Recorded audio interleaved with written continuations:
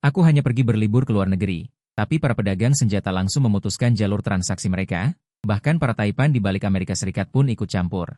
Juga berlutut dan mengaku, semua karena kemunculan 3 pemimpin organisasi bawah tanah yang misterius. Mereka masing-masing adalah raja pembunuh di lingkaran tentara bayaran, raja senjata di mata para pembunuh, dan raja intelijen di mata para pedagang senjata. Dan ketika mereka bertiga bersatu, itu sudah cukup untuk membuat dunia bergetar. Namun mereka bersedia untuk tunduk di kaki seorang pemuda dari negara naga, dan kemampuan untuk menerima ketiga jenderal yang cakap ini juga berasal dari kecelakaan 2,5 tahun yang lalu. Saat itu saya berbaring di meja operasi, tubuh saya dingin dan sangat lemah. Perasaan ini semua berasal dari luka tembak di posisi jantung. Mata sedikit terbuka. Yang terlihat adalah 2 dokter yang mengenakan jas putih. Mungkinkah ini diselamatkan? Namun, percakapan kedua dokter membuat tubuh saya yang sedikit menghangat jatuh kembali ke dalam gua es. Aneh, anak ini tertembak di jantung. Bagaimana mungkin dia tidak mati? Dia kemungkinan besar adalah orang cermin yang langka, yang berarti posisi organnya berlawanan dengan orang normal. Jadi jantungnya tumbuh di sisi kanan. Untuk mengkonfirmasi idenya, dia meletakkan tangannya di sisi kanan dadaku. Di sana, dia benar-benar merasakan detak jantung yang samar. Cepat siapkan kotak transportasi transplantasi jantung. Ini adalah jantung yang bernilai puluhan juta. Saya mendengar semuanya dengan jelas, dan pada saat yang sama saya mengerti situasi saya saat ini. Saat ini kelemahan ekstrim adalah yang paling fatal, tetapi semakin saya berada dalam situasi putus asa, semakin tenang saya. Dokter tidak terburu-buru untuk bertindak, karena dia perlu membuat persiapan yang cukup. Setelah semua, persyaratan untuk pelestarian jantung yang hidup sangat tinggi. Ini juga memberi saya waktu untuk mereda. Sambil menunggu, tiba-tiba ada suara lain dari pintu. Bos, 4 sudah dibakar di tungku. Ini bisa dihubungkan setelah selesai. Mendengar ini, saya sangat marah. Bahkan jika saya harus mati, saya harus membunuh para bajingan yang menjual organ ini sebelum mati. Orang yang disebut bos mulai menelepon. Hei, izinkan saya memberitahu Anda kabar baik, jantung donor tidak hancur. Dan dia adalah orang cermin yang langka. Yang terbaik adalah menambahkan sedikit harga. Setelah hening sejenak, saya tidak tahu apa yang dikatakan orang di telepon, kemudian bos menjawab dengan sangat serius. Izinkan saya menjelaskannya secara sederhana. Donor membunuh seorang pembunuh kelas S dari grup Andike dengan tangan kosong, dan tertembak di paru-paru, dan sudah 3,5 jam sejak saat itu. Belum mati, hanya berdasarkan kebugaran fisik seperti itu, haruskah Anda menambahkan uang? Aku bisa mendengar seluruh percakapan. Tetapi di dalam hatiku tidak ada sedikit pun rasa takut, hanya dipenuhi amarah dan urgensi. Bos sudah siap. Saya akan mulai membedah di sini, Anda harus bergegas. Setelah mengakhiri panggilan, bos berjalan ke meja operasi, dengan rakus mengamati tubuh di depannya, lalu melambai dengan gembira. Hati, limpa, ginjal, semuanya mau. Kornea mata juga mau, terutama jantung ini. Sangat berharga. Kalian berdua harus sangat hati-hati. Sudah selesai memberitahu. Kakinya mundur selangkah, mengangkat ponselnya, mengarahkannya ke meja operasi, dan mulai merekam video. Boleh mulai membedah. Kemudian, pisau di tangan dokter itu menusuk dada sebelah kanan saya. Tepat pada saat itu, saya tiba-tiba membuka mata dan meraih pergelangan tangan dokter itu. Merebut pisau bedah dari tangannya, lalu dengan cepat menusuk arteri karotis dokter. Kemudian, tanpa jeda sedikit pun, menusuk mata dokter di sebelah kiri. Telapak tangan mengerahkan kekuatan, menekan ujung pisau bedah, dan mendorong dengan kuat. Pisau bedah sepanjang 20 cm itu menusuk seluruhnya ke dalam rongga matanya. Telapak tangan terus mendorong hingga ke wajahnya. 2 orang yang berdiri di samping meja operasi terkejut dan tercengang. Pria parubaya yang berperan sebagai bos itu tanpa sadar mundur selangkah. Saya hanya merasa diri saya sangat lambat dan lemah. Kelemahan ekstrim membuat saya tidak nyaman. Saya belum pernah selemah ini seumur hidup saya. Karena tidak punya tenaga, maka pilihlah cara yang paling hemat tenaga. Serang bagian tubuh musuh yang paling lemah. Saya menusuk rongga mata bos dengan 2 jari yang ringan dan tidak bertenaga. Tetapi di mata bos itu tetap saja sangat cepat dan luar biasa. Jeritan melengking tiba-tiba terdengar. Ketika bos mengangkat kedua lengannya dan mulai melambai-lambai dengan liar. Tangan kiri saya sudah menembus halangan kedua lengan itu, menusuk tenggorokannya. Akhirnya, orang itu mengeluarkan pistol dari dadanya. Jika saja saya tidak terluka parah sekarang, saya sangat yakin bisa membuatnya tidak punya kesempatan untuk mengeluarkan pistol. Menenangkan diri yang kelelahan ini. Jangan jatuh. Memaksakan diri untuk maju ke depan, lalu tangan kanan dari bawah ke atas meraih. Dengan keras menggenggam 2 benda bulat, menggunakan seluruh kekuatan untuk meremas dan meledakkan biji pelirnya. Jurus yang dulu tidak saya sukai, bagi saya saat ini, adalah jurus penyelamat nyawa. Jeritan melengking tiba-tiba terdengar. Orang itu tanpa sadar mengantarkan kepalanya ke depan saya. Pisau di tangan kiri langsung menusuk leher lawan terakhir. Semua ini tidak sulit. namun tetap membuat saya merasa pusing. Mengulurkan tangan untuk memegang meja operasi, menunggu pusing yang hebat itu sedikit mereda.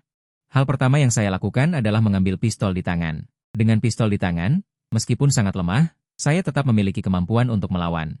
Jeritan tadi seharusnya akan menarik orang ke sini. Dan saya sudah mendengar suara langkah kaki. Saya berbaring di tanah, menyembunyikan pistol di belakang tubuh. Baru saja selesai melakukan semua ini, pintu ruangan tiba-tiba didobrak.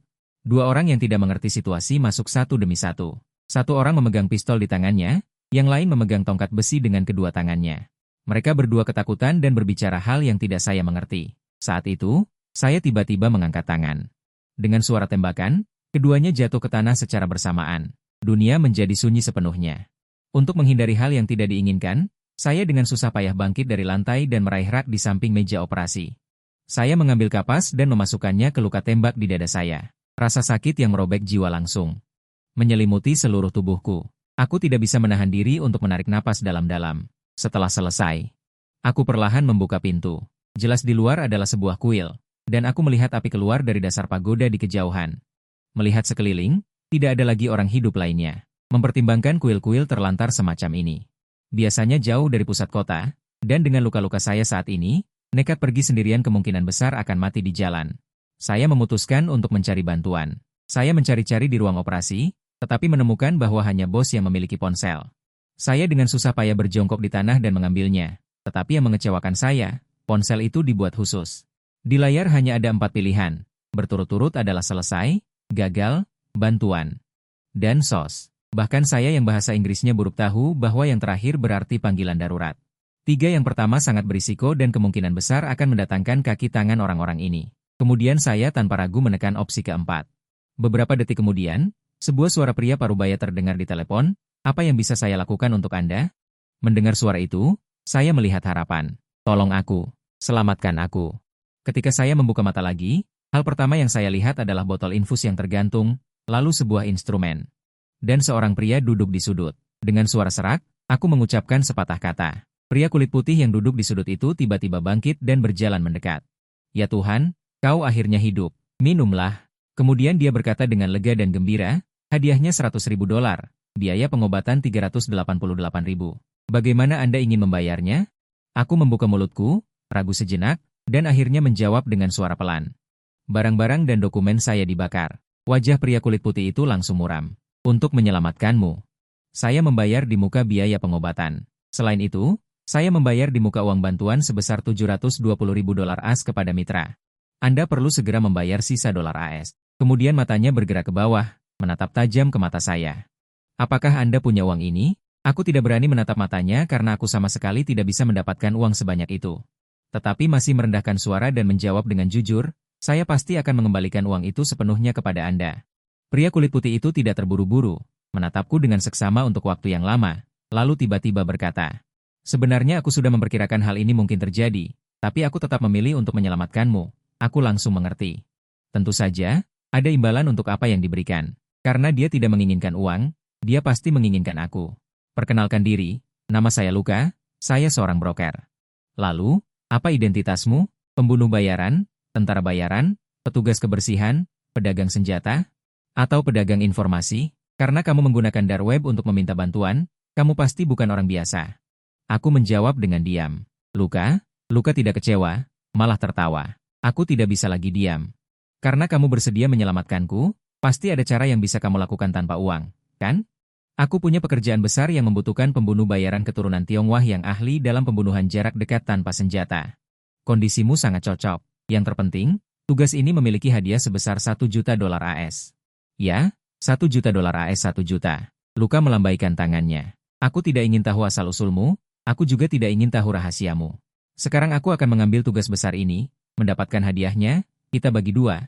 Dengan begitu kamu tidak hanya punya uang, tetapi juga, aku juga bisa menghasilkan banyak uang. Bagaimana kalau mempertimbangkan kerjasama, seperti yang diharapkan? Aku merasa lega dan tanpa ragu berkata, aku bukan pembunuh bayaran, tapi aku bisa bekerja sama denganmu. Tapi kau harus menjawab beberapa pertanyaanku terlebih dahulu.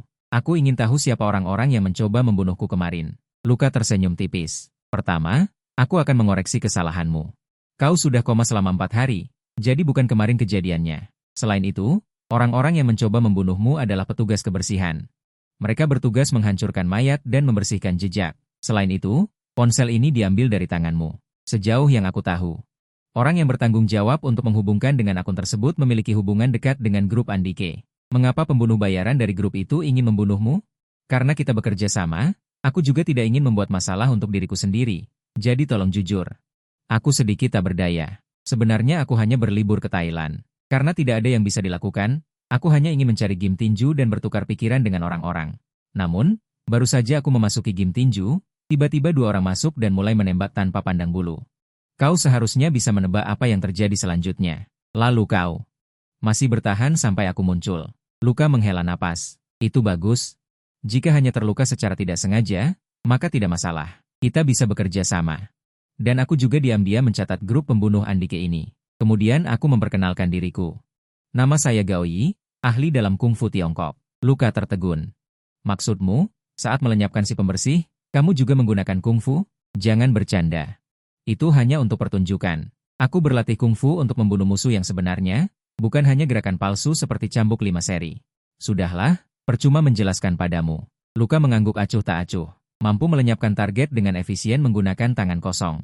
Itulah kungfu yang hebat. Meskipun membunuh dengan pistol itu paling mudah, tapi bagi seorang pembunuh, dalam banyak kasus, tidak ada kesempatan untuk menembak, bahkan tidak ada kesempatan untuk membawa senjata.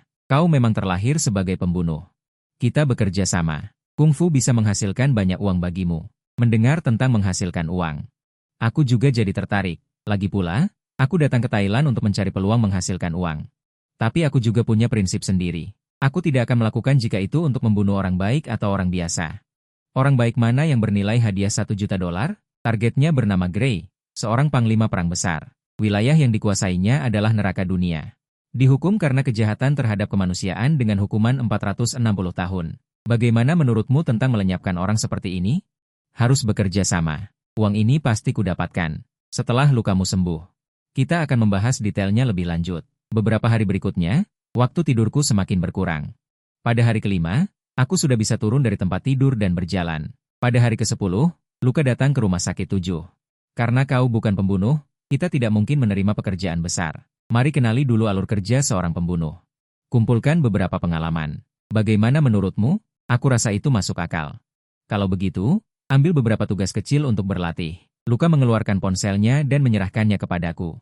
Saat ini ada 3 tugas terbuka di dark web. Tidak ada batasan tingkatan, siapapun bisa mengambilnya.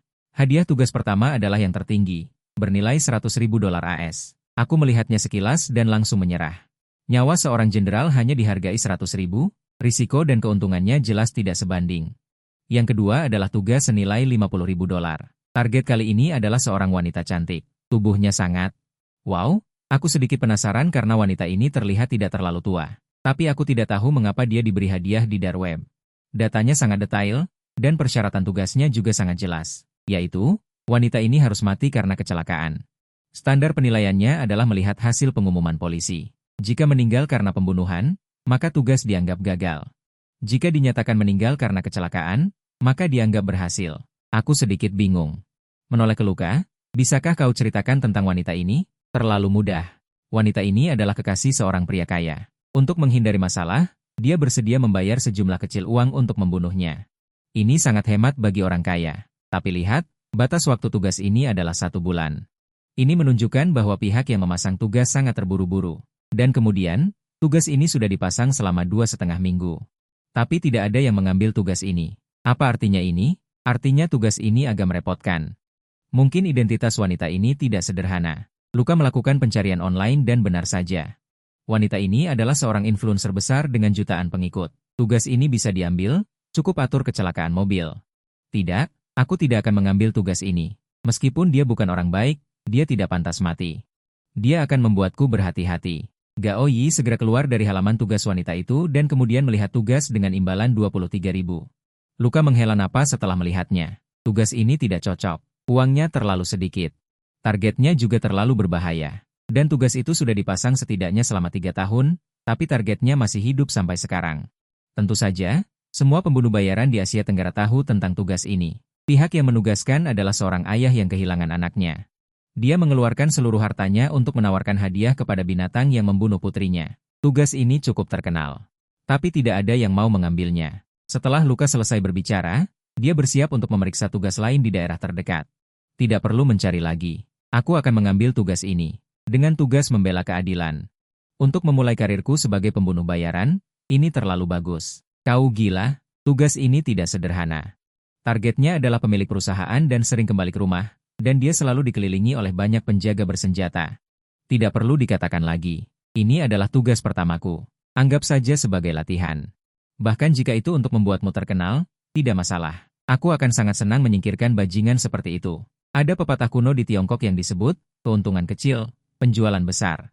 Apakah kau takut tidak akan menghasilkan uang setelah menjadi terkenal? Tampaknya godaan ketenaran lebih efektif untuk membujuk Luka. Setelah ragu-ragu sejenak, aku akan mengumpulkan informasi. Jika informasinya murah, aku bisa mempertimbangkannya. Kau harus menyelesaikannya nanti. Aku akan bertanggung jawab untuk persiapan masuk dan keluar. Aku akan membayar semua biaya selama periode ini. Imbalannya akan dibagi 46. Setuju? Aku mengangguk setuju. Selama 20 hari berikutnya, aku melakukan latihan pemulihan setiap hari. Tubuhku yang terlatih dalam seni bela diri sejak kecil memungkinkan Lukaku pulih dengan sangat cepat. Sebulan penuh kemudian, Luka membawa informasi. Berita buruk, targetnya berada di Dakili, tidak terlalu jauh dari kita. Dia selalu dikelilingi oleh 6 pengawal. Dan 4 diantaranya bersenjata, serta 2 pengawal pribadi yang bahkan mengikutinya ke toilet. Namun ada juga kabar baik, yaitu belakangan ini dia sering pergi ke tempat hiburan yang baru dibuka. Saat pergi bersenang-senang, dia tidak membawa banyak orang. Tapi saat pergi ke perusahaan, dia akan membawa setidaknya 6 pengawal. Selain itu, gedung perusahaan barunya akan segera selesai. Setelah resmi digunakan, dia tidak akan pergi ke tempat hiburan lagi. Kita paling lama punya waktu 1 minggu. Kau baru saja sembuh, aku tidak yakin kau bisa bertindak dalam 1 minggu. Aku tidak suka berlama-lama dalam melakukan sesuatu. Setelah diputuskan, harus segera dilakukan. Karena kita sudah tahu pergerakan target. Maka segeralah bertindak. Kongzi dari negara Long kita pernah berkata, jika pagi mendengar kebenaran, sore pun rela mati. Artinya, jika pagi tahu lokasinya, malam pergi untuk melenyapkannya. Kongzi berkata dengan baik. Besok kita pergi melihatnya. Keesokan paginya, kami tiba di Dakili dengan lancar. Sesuai rencana awal, kami langsung pergi ke kasino untuk mengintai. Ini adalah yang terbesar dan termewah di daerah itu. Juga merupakan tempat hiburan yang sering dikunjungi target. Aku memegang anggur merah sambil mengamati lingkungan sekitar. Sambil mencari target, aku sudah mencari selama 2 jam penuh, tetapi tidak menemukan sosok target.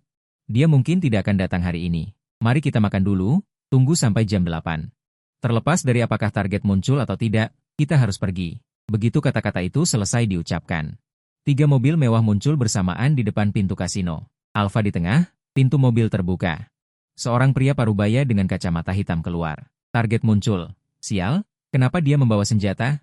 Pengawal juga ikut masuk. Luka tampak sedikit terkejut. Perlu diketahui, kasino adalah tempat yang tidak memperbolehkan pelanggan membawa senjata. Luka berpikir sejenak, merendahkan suaranya dan jangan melihat target. Pergi makan dulu, lalu cari hotel untuk menginap. Sebuah ide aneh membuatku berbicara begitu saja. Tunggu mereka keluar dan langsung bertindak. Bagaimana? Aku pikir itu kesempatan bagus. Kau gila? Hari ini jelas situasi yang tidak normal. 3 mobil tadi, 2 mobil di depan dan belakang semuanya berisi pengawal. Sudahlah, pergi makan dulu. Aku merasa sedikit tidak rela. Setelah keluar dari kasino, aku tidak bisa menahan diri untuk menoleh ke belakang. Sambil makan nasi goreng, aku bertanya kepada Luka, saudaraku, jika aku melenyapkan target di sini, bagaimana cara melarikan diri? Jika di dalam kasino akan sedikit merepotkan, tetapi di luar akan jauh lebih mudah. Setelah melenyapkan target, pesanlah taksi online, jangan sampai polisi menangkapmu. Jika benar-benar tidak bisa, berenang menyeberangi sungai juga bisa, tetapi tidak ada kesempatan bagus untuk bertindak di luar. Aku tahu kau ingin melenyapkan target hari ini, tetapi kita belum mengambil tugasnya. Apa maksudnya? Tidak bisa diambil kapan saja, kita hanya datang untuk mengamati. Setelah memastikan bisa menyelesaikan tugas, baru ambil, agar tidak memengaruhi tingkat penyelesaian tugasku. Baguslah. Hari ini kita amati lagi bagaimana dia pergi. Meskipun aku agak terburu-buru, tetapi tidak sampai ceroboh. Dan Luka jelas-jelas ingin mundur, karena tidak berniat bertindak, lebih baik istirahat lebih awal setelah target pergi. Awalnya kupikir target akan berada di kasino untuk waktu yang lama, tetapi tidak sampai setengah jam, 3 mobil mewah yang baru saja pergi. Muncul di jalan tidak jauh dari kasino, saat ini sedang menunggu lampu merah, terlepas dari apakah 3 mobil ini menjemput teman target atau pergi, tetapi ini pasti kesempatan, inisiatif ada di tangan. Lalu apa yang masih diragukan? Aku bangkit dan berkata dengan suara rendah, cepat ambil tugasnya sekarang. Apa sekarang? Belum bisa dipastikan tugas pasti bisa diselesaikan. Apakah lebih cepat sedikit? Ambil sekarang saja. Kemudian aku melihat kemajuan 3 mobil itu, menyesuaikan langkahku, sambil berjalan sambil menelepon Luka. Begitu telepon tersambung, terdengar raungan marah dari ujung sana. Sedang apa? Cepat kembali, jangan khawatir. Aku hanya pergi melihat-lihat, kau ambil tugasnya dulu. Ambil dulu, ambil dulu. Kau bajingan, jangan gegabah, tenang saja, aku tidak pernah melakukan hal yang tidak pasti. Berpapasan dengan mobil Alphard itu, terlihat pintu mobil terbuka, tetapi tidak ada yang turun. Tentu saja ada yang ingin naik mobil. Benar saja, target muncul di depan pintu kasino. Hanya berjarak 5 meter dariku, di sisi target ada 2 pengawal. Tatapan mata mereka terlihat garang dan waspada. Aku melirik sekilas, tanpa ragu langsung mengambil keputusan, tanpa peringatan. Dengan menyamping menghindar ke depan pengawal terdekat, kedua tangan bergerak seperti monyet, kaki menginjak langkah 8 trigram. Bersamaan dengan itu, tangan juga mengangkat telepon, bahu bersandar dan bergetar. Sebuah pukulan, Tieshan KO, standar. Pengawal itu terbang keluar begitu saja, begitulah pengawal lainnya juga kubawa pergi dengan rangkaian combo kecil yang mulus. Terlihat sangat menakutkan, mereka bahkan tidak bisa mengerang, setelah membereskan pengawal. Selanjutnya adalah target, tangan kanan mencengkeram lehernya, tangan kiri memegang telepon. Sudah diterima atau belum? Menerima apa? Orang gila? Aku perlu memberikan bukti. Tunggu sebentar. Kemudian, dengan panik, dia membuka mode rekam video di ponselnya dan bergeser ke samping. Mobil menghalangi. Aku tidak bisa merekam. Aku merekam leher target dan mendorongnya maju beberapa langkah. Pada saat itu, staf kasino menyadari dan berteriak, "Apa yang kamu lakukan? Lepaskan dia." Aku tidak lupa ada pengawal bersenjata di mobil depan dan belakang. Aku memasukkan ponsel ke saku dan mencekik leher target dari belakang. Target dicekik hingga tidak bisa berbicara. Kakinya menendang-nendang secara naluriah. Sementara itu, orang-orang akhirnya keluar dari mobil depan dan belakang. Mengangkat senjata dan membidik. Aku tiba-tiba mengerahkan kekuatan untuk menurunkan senjata. Jika tidak, menghadapi begitu banyak moncong senjata hitam. Aku juga sedikit takut setelah kejadian ini. Tapi aku tidak percaya peluru para pengawal ini selalu siap di dalam pistol mereka. Namun, seorang pengawal di sebelah kiri mengabaikan ancamanku dan memilih untuk memutar senjatanya dan menarik pelatuk. Tetapi sebelum dia melepaskannya, aku sudah berada di depannya. Tangan kananku meraih badan pistol, tangan kiriku menampar telinga si penembak. Tanpa gerakan berlebihan, satu gerakan, dan Feng Gua yang bersih dan rapi membuat si penembak jatuh ke tanah dan sedikit kejang. Kemudian dia berhenti bergerak. Menghadapi ancaman kematian, aku tanpa sadar menggunakan jurus mematikan.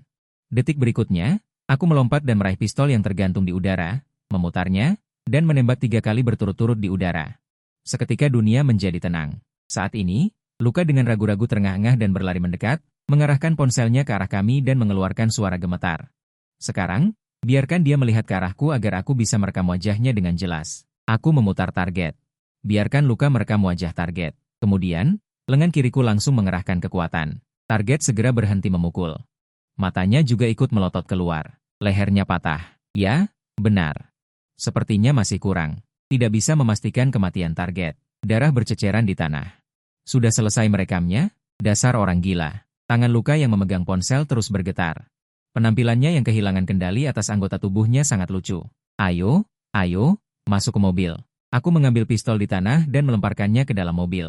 Aku menarik Luka dan membawanya masuk ke Xiaomi Shu 7 milik target. Kemudian, aku mengangkat pistol dan mengarahkannya ke kepala sopir.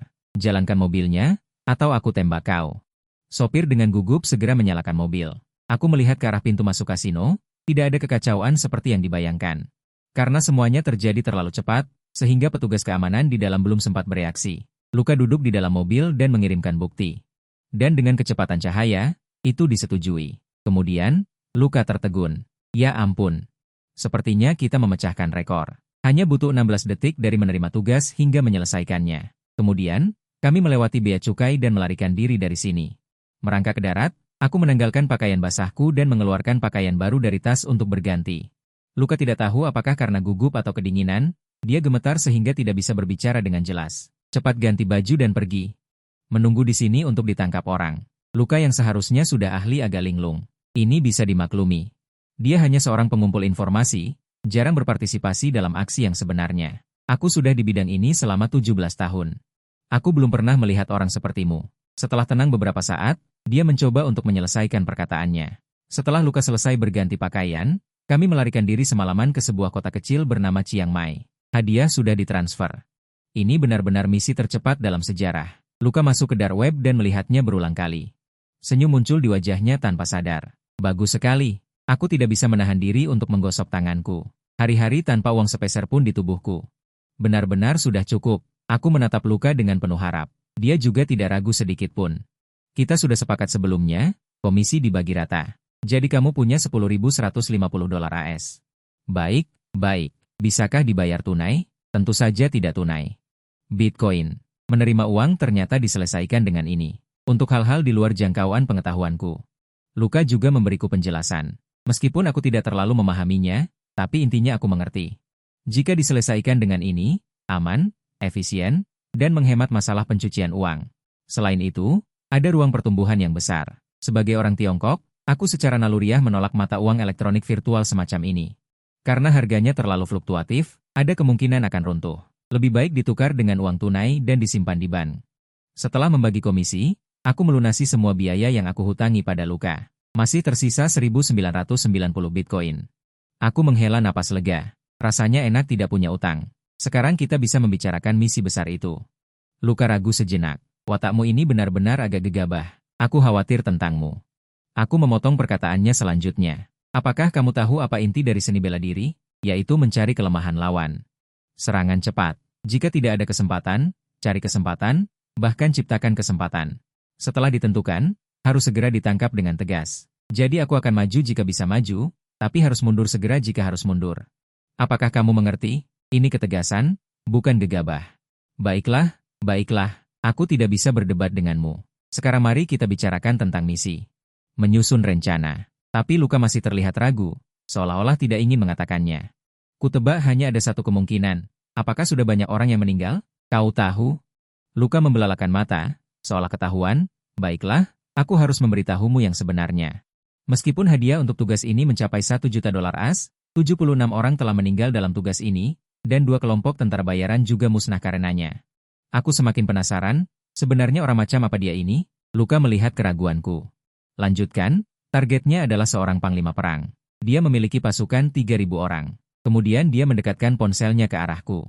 Di layar ada foto seorang pria kulit hitam gemuk, mengenakan seragam militer.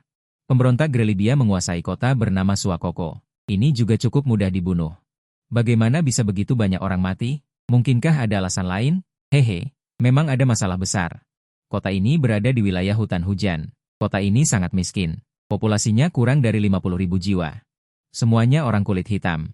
Jadi, selama orang luar masuk, mereka akan segera ketahuan. Tidak ada kesempatan untuk mendekati gerilya sama sekali. Sial, bukankah aku akan lebih mudah ketahuan? Lalu kenapa kau mencari orang Tionghoa? Luka tersenyum jahat. Inilah inti dari seluruh rencana. Karena ada restoran Cina di Suakoko.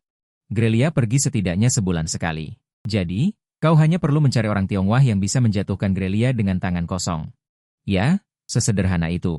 Dari mana kepercayaan dirimu berasal? Tidakkah kau pikir aku akan mudah mati dalam rencana ini? Luka mengangkat bahu. Tentu saja ada risiko, tapi kau seorang pembunuh. Tidak ada risiko.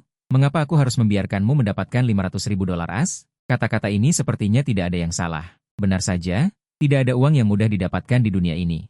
Tapi aku tidak mungkin mengambil nyawaku sendiri untuk membiarkan orang lain menghasilkan banyak uang, kan? Utang pasti harus dibayar. Tapi bukan dengan nyawa. Jika Luka tidak bisa memberikan rencana yang baik, aku benar-benar tidak akan sopan. Orang lain merencanakan aku secara online. Lalu bagaimana jika aku menunggak hutang? 500.000 tidak mudah didapatkan. Tapi 1 juta lebih mudah didapatkan. Mungkinkah aku membunuh targetnya? Kemudian dibunuh oleh pengawal target, dan kau dapat mengklaim 1 juta sendirian dan mengumumkan bahwa misi berhasil? Apakah akan seperti itu? Luka berkata dengan marah, bagaimana mungkin? Bisakah aku melakukan hal semacam ini? Tentu saja aku akan merencanakan jalan keluarmu dengan baik. Bagaimana cara melarikan diri masih belum dipikirkan. Aku pikir mampu menahan diri untuk tidak memukul Luka sekarang sudah merupakan imbalan terbesar bagi Luka. Melihat wajahku tidak enak, Luka masih percaya diri. Aku hanya karena belum memikirkan cara untuk mundur. Jadi aku tidak memberitahumu. Rencana ini kau tanyakan satu persatu. Jika kamu menunggu sampai aku merencanakan semuanya baru berdiskusi, bukankah masalah yang kamu khawatirkan tidak akan ada lagi? Aku terdiam lagi. Baiklah, mari kita mulai sekarang. Mari kita berdua memikirkan rencana yang bagus. Luka tampak tak berdaya. Seorang pembunuh yang benar-benar hebat dapat menggunakan waktu 1 tahun untuk mempersiapkan diri, lalu hanya membutuhkan 1 detik untuk membunuh Muhai. Tidak membiarkan siapapun menyadarinya, tidak ada yang aneh, tidak ada yang tahu targetnya adalah membunuh Muhai. Ini adalah tingkat tertinggi, lalu aku menatapku dengan cermat. Kamu jelas bukan tipe seperti ini. Aku mengangguk mengakui. Kata-kata Luka sangat benar. Ada juga tipe orang lain. Yaitu, setelah persiapan yang sangat matang, menciptakan sebuah kesempatan untuk diam-diam membunuh target. Menarik diri diam-diam sebelum semua orang menyadarinya. Ketika seseorang menyadarinya, orang ini sudah melarikan diri jauh. Luka menghela napas. Dia berkata dengan wajah tak berdaya, aku harap kamu tipe ini, aku juga bersiap sesuai dengan situasi ideal ini. Tapi kamu jelas bukan tipeku. Sederhananya, mendekati target, membunuhnya, selesai. Jenis yang sempurna itu tidak mungkin. Melakukannya secara diam-diam tidak mungkin. Membunuh dengan masuk dan keluar 7 kali adalah gayaku. Tapi, premisnya adalah lawan tidak boleh memiliki senjata. Aku menghela napas. Diam-diam membunuh target. Kabur sebelum ketahuan. Hehe, rencanamu ini lebih baik tidak ada. Kalau menurutku. Diam-diam membunuh target dan semua orang di sekitarnya, kabur sebelum orang lain menyadarinya. Masuk akal. Tidak, tidak. Bagaimana kamu yakin bisa membunuh beberapa orang dalam sekejap, begitu seseorang menembak? Atau bahkan berteriak, bagaimana kamu mengatasinya? Aku sekarang merasa rencanaku layak. Dia tidak ragu untuk menunggu. Jika ada kesempatan, aku akan bertindak. Jika tidak ada kesempatan, aku akan menunggu. Jika kesempatannya tidak bagus, aku akan diam-diam melihat target. Tidak bisakah aku menunggu dia selesai makan? Aku akan menunggu dia datang makan lagi bulan depan untuk bertindak. Tidak bisa 1 bulan, tidak bisa 2 bulan, tidak bisa 2 bulan, lalu setengah tahun. Aku menghasilkan $500.000 dalam setengah tahun juga lumayan cepat. Apalagi yang bisa menghasilkan secepat ini? Begitu banyak Luka tercengang. Dia berdiri. Setelah berputar di tempat, dia menghadapku dan menghentakkan kaki. Mengulurkan tangan, menunjuk hidungku dan berkata, kamu benar-benar jenius, ikuti rencanamu.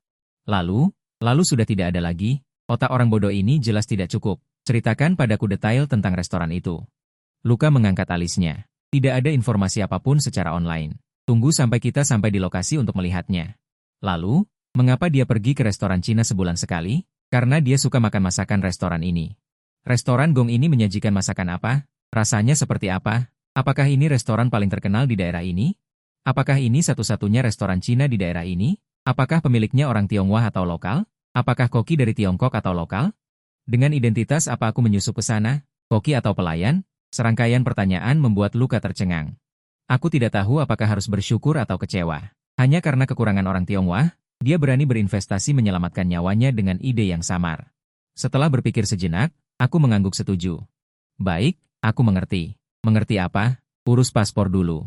Urus visa untuk pergi ke Afrika, lalu pelajari lebih lanjut. Oke, aku akan segera bersiap. Selain itu, aku harus mengingatkanmu. Jaringan di sana tidak stabil, kemungkinan besar tidak bisa memberikan bukti. Dan aku mungkin tidak ada di sampingmu saat kamu bertindak. Jadi kita perlu menggunakan bukti berita di kemudian hari. Saat itu, jangan hancurkan wajah target. Tidak akan. Terakhir kali hanya kebetulan. Kali ini aku bisa menembak jantungnya saja. Luka mengangguk, lalu tanpa sadar melihat ke dadaku. Jangan lihat. Aku akan menembak kedua sisi, sampai target pasti mati. Luka tersenyum malu. Tahukah kamu mengapa aku bilang kamu pembunuh alami? Hanya tubuhmu yang seperti cermin ini berarti kamu punya kesempatan lebih dari yang lain.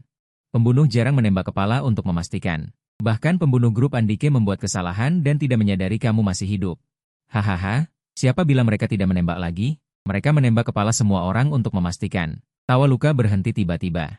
Jangan menatapku seperti orang bodoh. Mereka tidak punya kesempatan untuk menembak lagi. Aku sudah membunuh mereka semua. Apa? Kamu membunuh orang-orang mereka? Kenapa tidak bilang dari tadi? Kamu juga tidak bertanya. Fuck shit. Tidak heran grup Andike mencari tukang bersih-bersih lokal. Ternyata mereka. Tukang bersih-bersih mereka sendiri sudah habis. Aku mengerutkan kening. Apakah ada masalah? Masalahnya besar. Mereka akan membalas dendam. Aku benar-benar akan dibunuh olehmu. Sekarang kita harus pergi. Segera. Tidak berani tinggal lebih lama lagi. Kemudian, kami bergegas ke Sierra Leone secepat mungkin. Sepanjang jalan. Luka tampak sangat khawatir.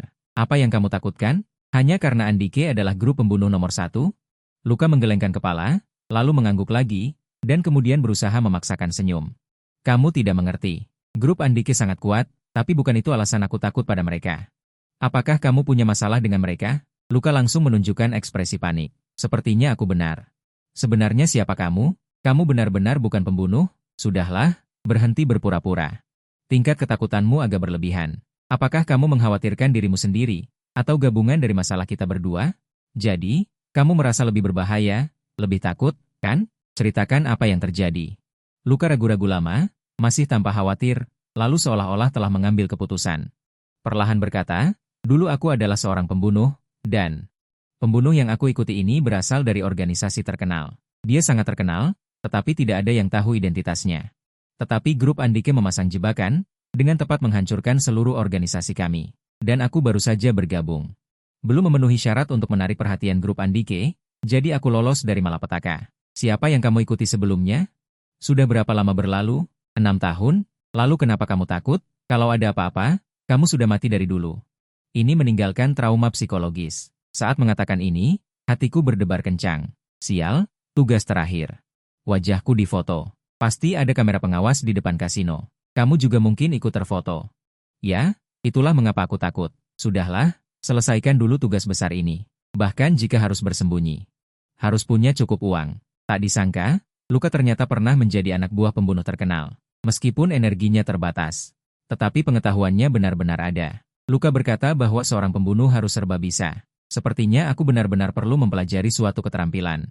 Tidak perlu terlalu mahir, tetapi harus luas dan serbaguna. Langkah pertama untuk menjadi serba bisa. Mulai dari memasak. Sierra Leone dan Liberia adalah negara tetangga. Kedua negara tidak besar. Aspek makanan juga kurang lebih sama. Maaf, aku benar-benar tidak bisa makan. Restoran Cina pertama yang dicoba.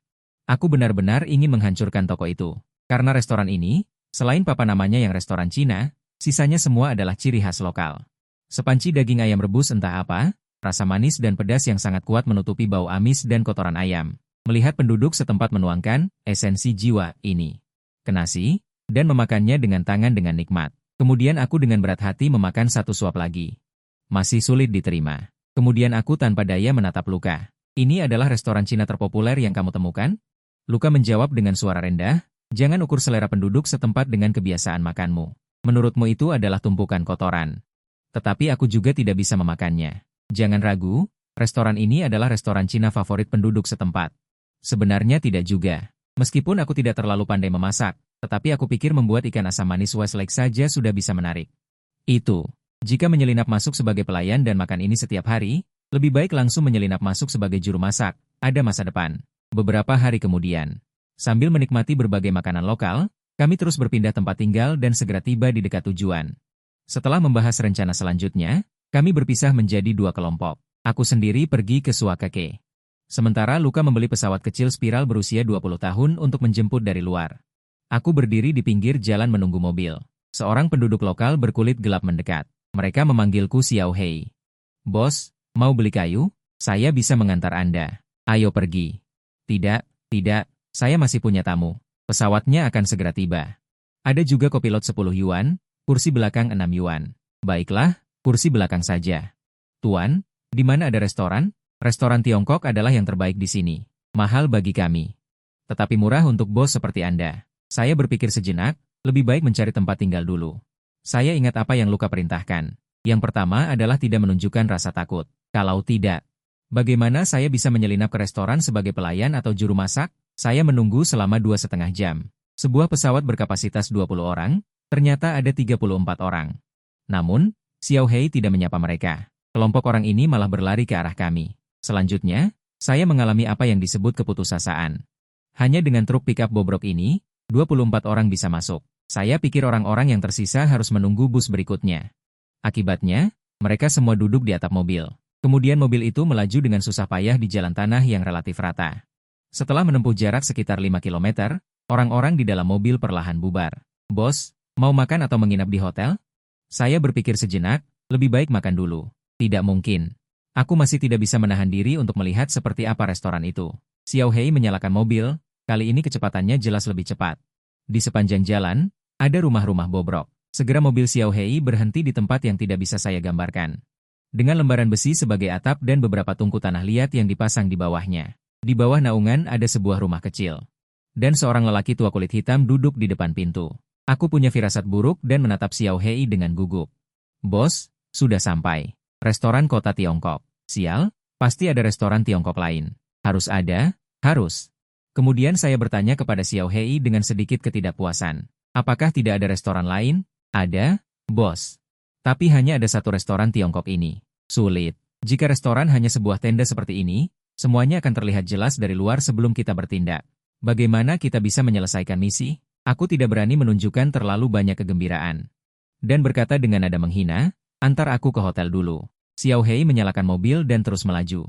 Setelah melaju sekitar 10 menit di jalanan yang bobrok, akhirnya mobil berhenti di depan sebuah bangunan mewah bertingkat 2. Bos, ini adalah hotel yang dibuka oleh jenderal. Bos-bos Tiongkok tinggal di sini, juga toko di sebelahnya.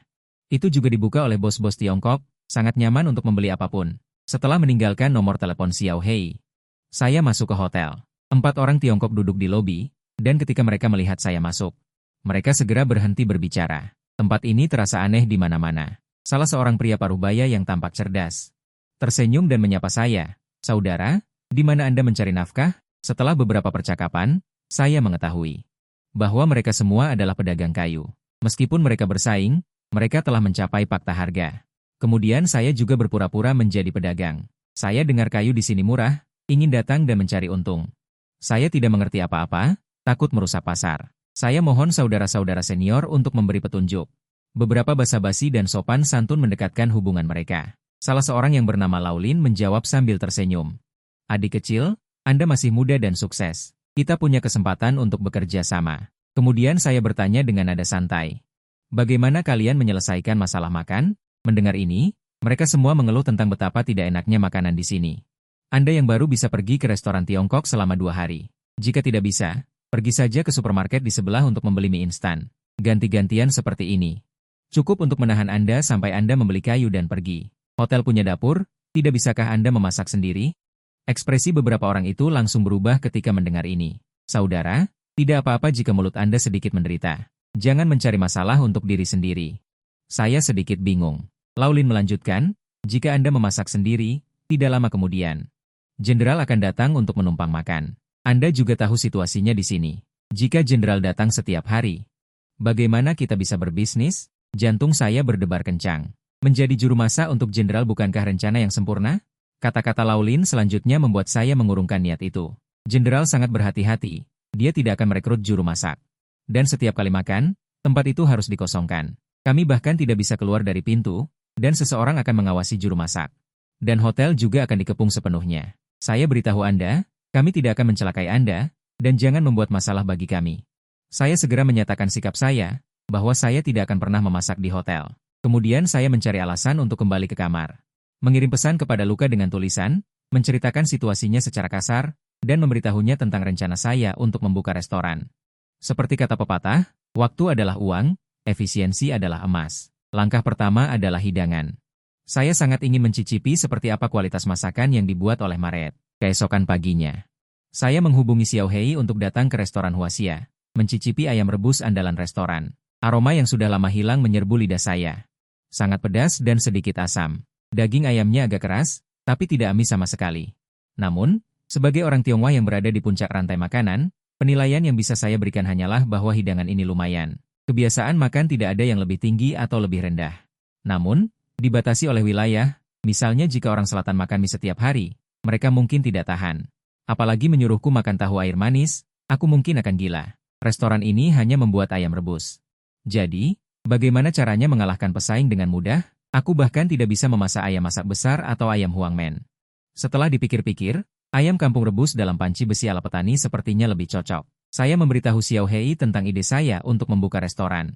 Xiao Hei segera merekomendasikan lokasi yang bagus untuk saya. Berbicara dengan pemilik lokal selama 5 menit, dengan harga $3.000 as per tahun. Berhasil mendapatkan sebuah supermarket kecil. Keesokan harinya, saya mempekerjakan 12 orang lokal untuk membersihkan rumah seharian. Hari ketiga, saya meminta Luka untuk membeli panci besi dan bumbu di Mondolia. Hari keempat, restoran sudah bisa mulai memasak. Sebuah restoran mewah disiapkan dalam waktu yang sangat singkat. Tidak hanya ada rumah, tetapi juga 2 meja bundar. 4 meja persegi, panci besi dibakar dengan kayu bakar. Saat ayam matang, bisa juga ditempeli kue. Pedagang kayu Huaxia datang karena mendengar berita itu, tetapi saat ini mereka malah bertengkar. Ide Anda salah. Bagaimana bisa panci besi digunakan untuk merebus ayam? Merebus iga dan angsa besar bisa. Dengarkan kata saudaraku. Buat ayam goreng kaifeng. Itu yang paling sederhana. Ayam goreng kaifeng. Belum pernah dengar. Pernahkah kalian makan ayam pedas? Ayam tumis juga boleh. Sangat enak. Pemilik supermarket juga cemas. Ayam rebus dengan jamur. Sangat segar hingga membuat gigi ngilu. Saya tidak tahan lagi. Saudara-saudara bos sekalian. Saya membuka toko. Oke, mari kita coba masakannya dulu. Besok kita buat ayam goreng. Hari ini kita buat ayam tumis dulu, ditambah ayam rebus dengan jamur. Setelah Anda menentukan rencananya. Semua orang bekerja sama, kemajuannya sangat pesat. Centua, kamu membuatnya salah. Potongan ayamnya terlalu kecil. Boslin, kamu belum mencucinya dengan air? Sini, lihat aku. Saya berdiri di samping, bahkan tidak punya kesempatan untuk menyela. Tiba-tiba saya menyadari. Orang Tionghoa memiliki kecintaan yang fanatik terhadap makanan. Sepertinya saya harus membuka kantin prasmanan. Namun, saat asap mulai mengepul. Saat semua orang masih tenggelam dalam tawa dan kegembiraan, seseorang diam-diam berdiri di belakangku.